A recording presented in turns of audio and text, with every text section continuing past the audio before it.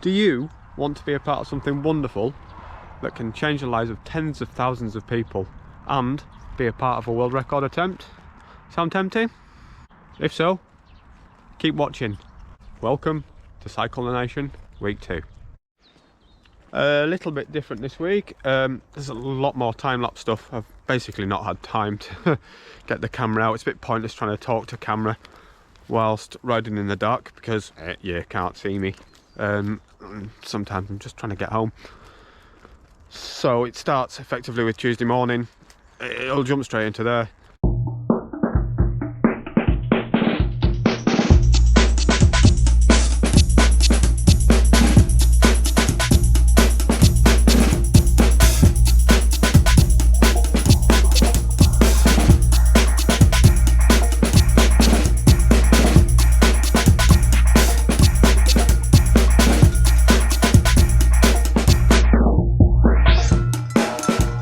Tuesday, it's stunning. Bit cold, got the wrong gloves on, don't care. I think we'll do another little time lapse down by the sea today, that'll do me.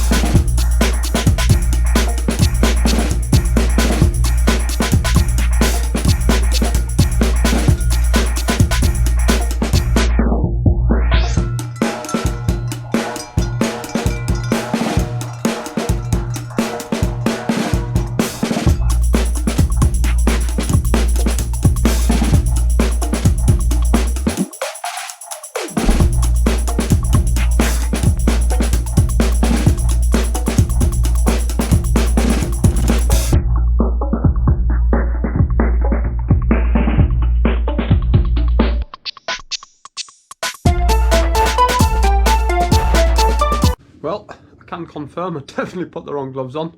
Wasn't terrible, it's taken about 10 minutes to get the feeling back in. In other news, I've stupidly, if you want to think, signed up for the Fred Whitten challenge. It's now the middle of January, the Fred Whitten is in May. I'm not sure if you know what the Fred Whitten is. It's regarded as the UK's hardest sportive. It takes in, I think, every steep hill in the Lake District. Over 114 miles. I've done steep hills, but not all of them at once. I won't be mortified if I don't get a place, but I'd quite like to do it. Every year I've wanted to put myself in for it. I've had another challenge on. It was dirty pea soup, and I know these roads really, really well, the roads I've been on today, and I just could not see 50 yards in front of me with good lights on. It was not terrifying, but you just never know, do you? Wednesday. Just a commute today. Going climbing tonight. Have to be quiet. Everyone's asleep.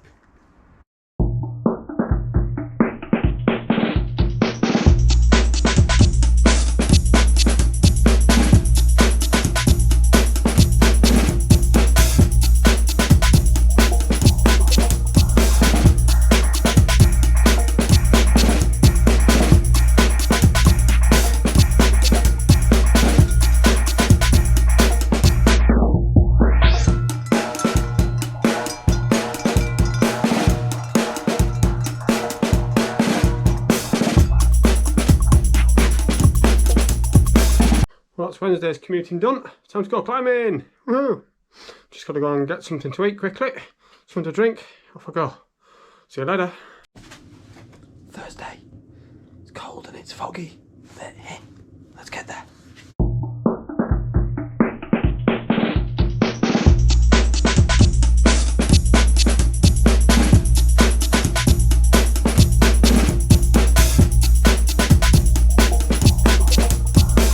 Well, it's Thursday afternoon, another gorgeous day, look. Bit cold, but as I've stupidly signed up for the Fred Whitten, I think I better get myself up a few hills on the way home, if I get selected, obviously, hoping for the ballot.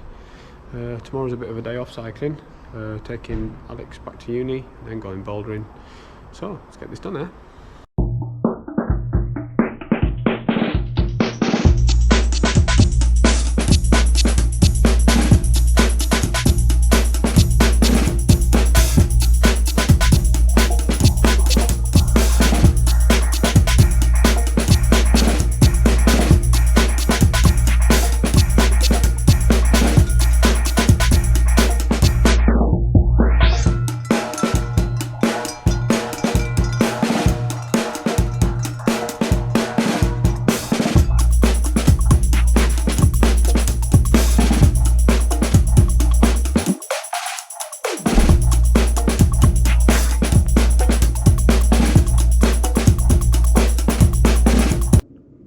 Thursday done. Something I want to highlight on this is what I dealt with and the people that I surround myself with. It's become a little bit more apparent in a moment. On the Duchenne research relay that I did with Sam Taylor back in August and a bunch of wonderful human beings, I was asked, amongst others, to help a friend of ours, Mike Stuffins, who's been a part of the muscular dystrophy challenges in the past. Mike, hi. He's a wonderful, very, very, very lovely man. But he has recently had a eye condition which is grabbing him of his sight. Now, he joined us on this bike ride. It was 390 miles over 3 days, from Great Ormond Street through Oxford to Alderhay, and then across near here along these roads up to Newcastle. Now, Mike's eyesight is going quite quickly. I don't know the actual name of the condition. Mike will be able to tell us that, but it robs him of some of his vision. Now, regardless of what the condition is, you'll see from some of the video that I've done this week, it was foggy, and some of it was really foggy, and it's especially apparent on some of these parts when it's lit up with traffic lights and town traffic that it's really, really difficult. It's crystallized sort of vision. It's hard to see, and I'm cycling along thinking, blimey, how does he do this? Now, granted, I'm on my own when I'm riding in those conditions. When Mike rode with us, we were there to assist. So somebody would ride in front, giving hand signals, saying whether there was some traffic coming up, whether some parked cars, some hazards on the road, and then somebody else would be sat on his shoulder relaying those messages, and Mike would then confirm that he'd heard them, knew what was going on. But nevertheless, still a very difficult thing to do. You've got to place all of your trust in these guys. And it became really apparent on a couple of occasions where it was a bit dark and we were going downhill. Now, normally I go full knobhead downhill, just let go of the brakes, just zoom on down. I'm a bit of a speed freak. I'm sure that applies to a lot of us. But we couldn't do that, of course. So to bring this back, these are the kind of people that I love having around. The can do, will not fail, despite whatever's thrown at them attitude. And this is where I get my whole ethos of my life. It started with Alex, our son. He's got muscular dystrophy. He really struggles to walk. He can't get up off the floor without great difficulty. He can't walk around. He's in a wheelchair. He's in an adapted car. But he just gets on with it. And it's transformed my life entirely. I used to be a lot bigger. I was 16.5 stone a few years ago. Pretty pissed off with life, drinking too much, eating too much. I was working away, really, yeah, didn't enjoy myself at all. Moving forward, we got Alex's diagnosis, and I'd already started to lose a little bit of weight, which continued. And then I went to Oktoberfest with a bunch of mates. We're all celebrating our 40th years on this planet, our 40th tours around the sun, as it were. And my mate Dave, hi Dave, suggested we ran back from the first night at the beer festival. I hadn't run since I was a kid, and when you've had a few masses of Bavarian's finest, you go, yeah, go on then, how hard can it be? Yeah, it was quite hard. It was 7 miles. I was utterly ruined the next morning. We carried on enjoying the festival for the next couple of days, and then after I'd got home a few weeks later, I thought to myself, you know what, it's about time I started getting fit. I'd lost all my weight. I was down to about 12.5 stone, quite happy. I thought, you know what, I can do some good with this. So I hopped on my bike and started cycling, and came up with a charity bike ride around Cumbria. A friend of mine, Tim, hi Tim, who was at Oktoberfest with us, decided to join me, and Dave, the guy who started me running that bloody run, decided that whilst myself and Tim were doing a 320-mile bike ride, taking in all of the extreme compass points of Cumbria and Kirkstone Pass, Dave would run 7 half marathons in 8 days from the south of Cumbria up to our start point and finish point for the bike ride, which was the beginning of the steamroller that is the fundraising for muscular dystrophy, which is what I do now. And whilst we were planning that, a very strange coincidental event happened. I was in the local pub and I met Sam Taylor, whose son suffers from Duchenne. I mentioned this bike ride to him and he said, well, we'll come and join you. And Sam and his son Will, they followed us around Cumbria for the week as a support vehicle. It was absolutely magnificent, and I vowed from that day forward that everything that Sam was doing, I'd try and get involved in some way, shape or form. Fast forward a couple of years, in 2019, Sam announced that he was doing a quadrathlon. Quadrathlon was the longest, steepest, deepest, highest. Basically that was a kayak along the length of Windermere, 12.5 miles. Cycle from Ambleside over Hardknott and Rhinos Pass to Wasdale, to swim a mile in Wastwater, and then to run stroke hike from Wasdale Head over Scarfell Pike to Langdale, which was a fabulous event. I think 51 people took part in total. That got me swimming. I've not swum since I was a child, which got me involved with Kendal Triathlon Club. Again, just a fantastic set of human beings. Very encouraging, very helpful. They got me swimming much easier, much more comfortable, which is one thing I do in the summer now. I go into Windermere to clear my head, get a bit stressed, go and swim a mile in there. Not only did it get me swimming, because that's something you have to do, it got me running.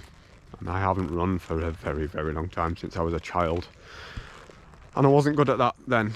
I'd only ever done sprinting with Kendal Athletics Club. I think the furthest I'd ever gone was 400 metres. So I started running, did a 5k, it took me 32 minutes. I was dying, it hurt like hell. Just up there, just up on Consevic's car. Can't quite see it from here. With a view to running better, longer, easier, getting fitter. So I signed up for Old Manchester Marathon. I gave myself 7 months of training to do my first ever marathon. Let's just say it was an experience. It hurt like hell. Gone on to do God knows how many half marathons. Done 2 Ironmen. I've done a virtual London Marathon with Dave again. Hi Dave, again. The thorn in my running side. He's the guy that keeps me doing this. I'm not thanking him, but I'm not blaming him because it keeps me moving. We did that at a local athletics track, 106 laps of an athletics track, which if you're ever considering doing, it's not as bad as it sounds. I then went on to finally do London Marathon, which I'll be honest was great. I had an initial plan to do Manchester, London and Windermere marathons, all within 7 weeks. What with COVID, lockdown, events being cancelled left, right and centre, that never happened. So it turned into doing something called Equinox 24, which is a team relay, 24-hour relay, 10k laps, quite hilly.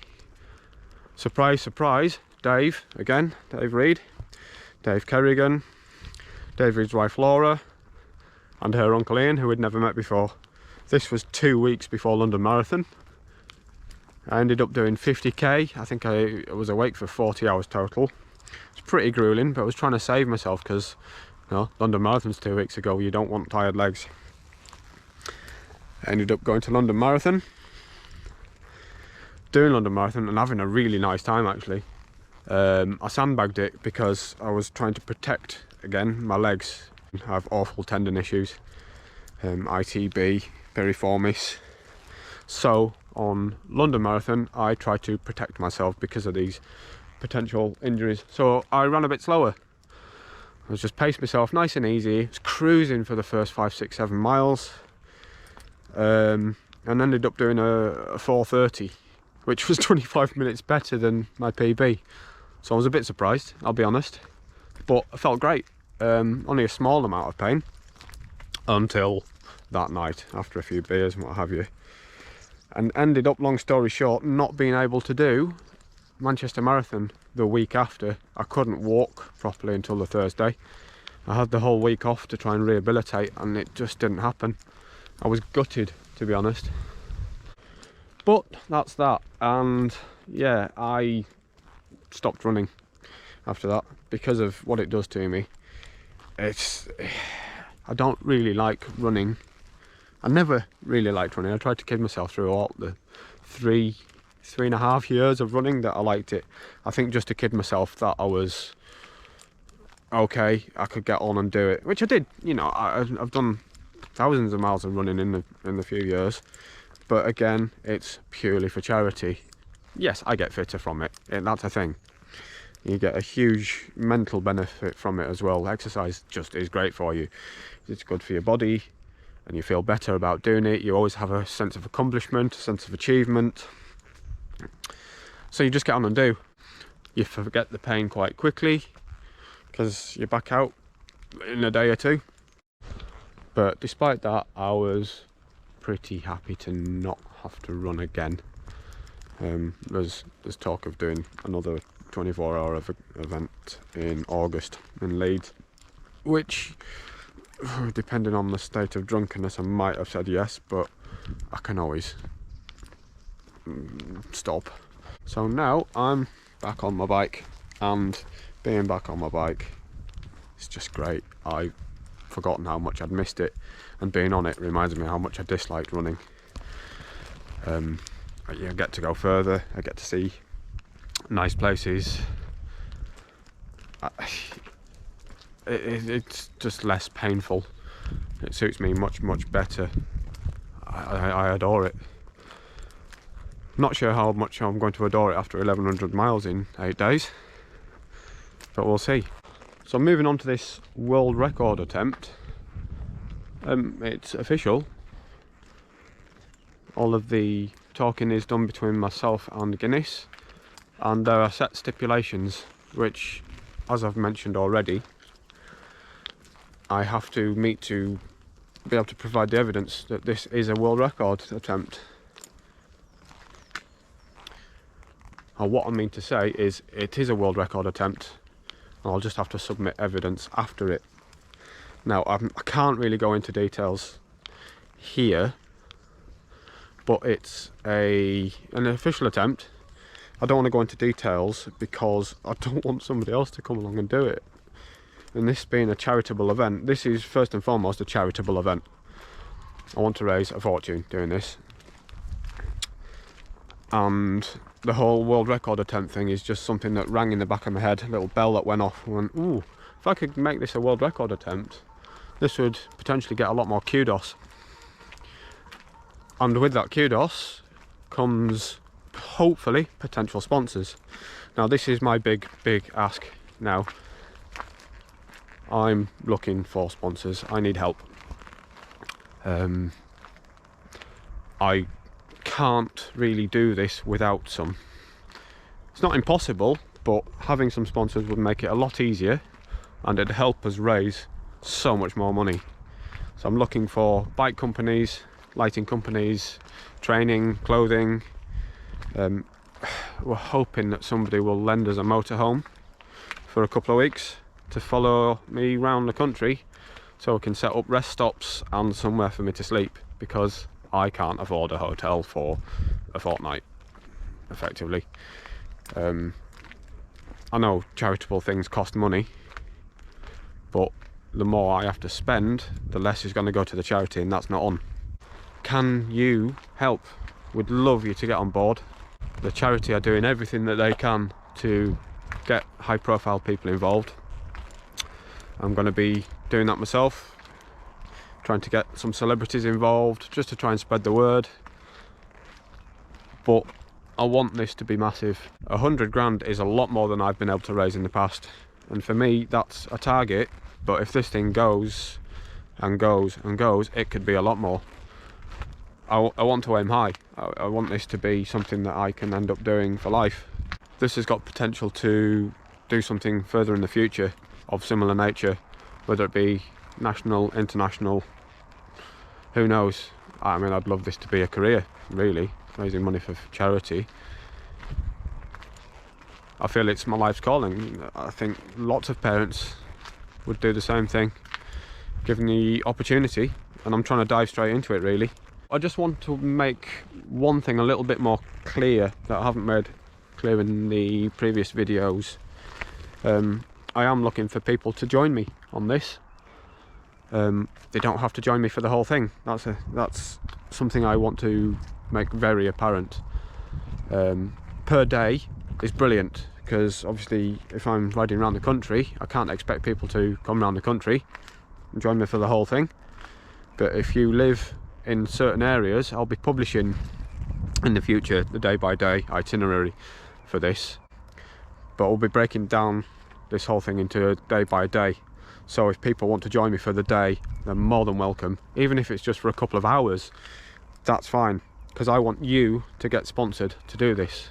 Not many people do 100 miles in a day on a bike, and this is going to be 140 a day, so it's a sponsorable event. Granted, I'm doing 8 days in a row at this, and some of you might want to come and join me. As I said previously, it's probably going to be 15 to 16 miles an hour average, which is a lot easier when there's a group of people of a similar level, so they can all help out.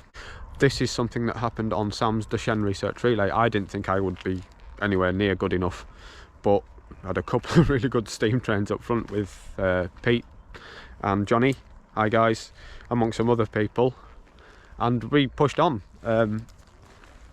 When it's a charity event, you bed in better, you just get on and you forget the pain because of the reasons why you're doing it, you know.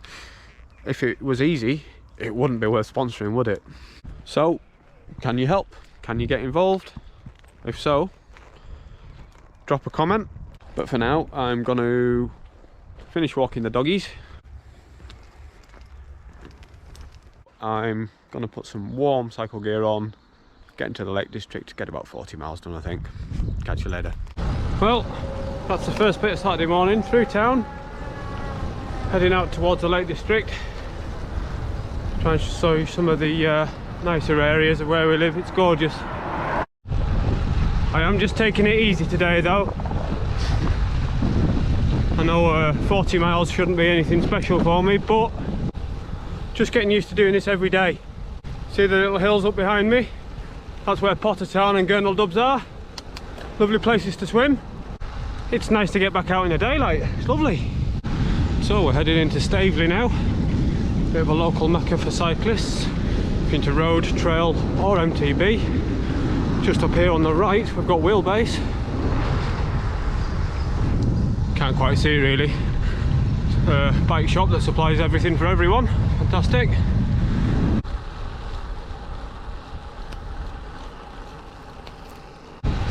So we're in and around Windermere now. Somewhere very nice to come cycling. It's an absolutely gorgeous place. I'll try and get you a better look. I'm heading down to the road that runs alongside the lake between Windermere and Newby Bridge. So there's some beautiful old Lake District homes. So gorgeous views. Somebody's put a dirty great house in the way though.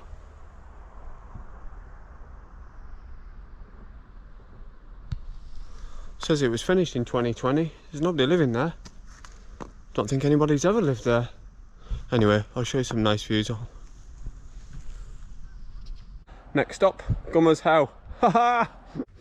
Well, that's Gummers How done. You can't see it, but it's over the other side of that hill and down to Windermere. I wasn't recording on the way up. It's far too steep to get the camera out. Typically, I stopped in the wrong gear, so it's a long pedal up the hill now again. Sun's come out. Beautiful. Now down into the Lythe Valley, where it's pretty flat. I don't like flat, but then again, hills hurt. Can't have everything, can you?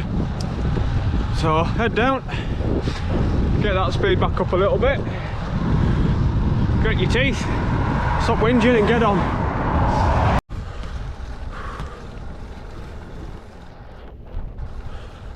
I think that's going to sum it up for this week. I hope you've enjoyed this. If you have any feedback, just let me know. Anything I can do better, worse, well, not worse, that would be stupid. Anything I can do better, let me know. I'm trying to get better at this, trying to work out how to do it all. So I'll bid you farewell for now. Have a good week.